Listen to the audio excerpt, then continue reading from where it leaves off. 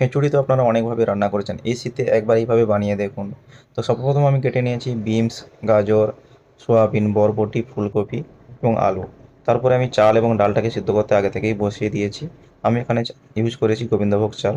আর তারপরে আমি একটা ফ্রাই প্যান বসিয়ে সেখানে পরিমাণ মতো সরষা তেল দিয়ে আমি কেটে রাখা কাঁচা সবজিগুলোকে ফ্রাই করে নিচ্ছি। এখানে যে সবজিগুলো কেটে দেখিয়েছিলাম আপনাকে, এখানে বিনস, গাজর, সোয়াবিন নেই, ফুলকপি, বরবটি এবং আলু একসঙ্গে এগুলোকে ভেজে নেব। একটু সামান্য নুন ছড়িয়ে দেবো এবং সামান্য হলুদ গুঁড়ো ছড়িয়ে দেবো। তারপরে সামান্য তেল দিয়ে করে ভালোভাবে ফ্রাই করে নেবো যতক্ষণ না এর কাঁচা গ্যাসগুলো চলে যাচ্ছে।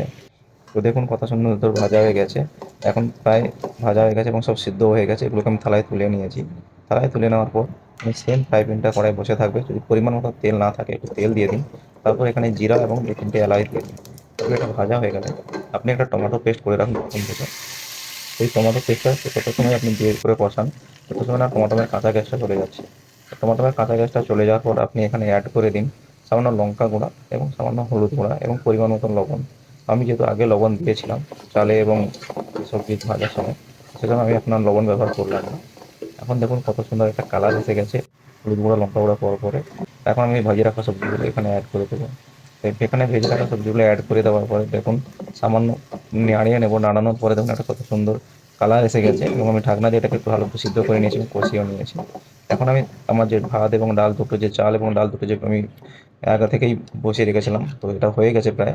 তো আমি এটা এখন এখানে মিক্স করে দেবো। আর মিক্স করার পরে আমি কিছু সময় ঢাকনা লাগিয়ে রেখে দেবো।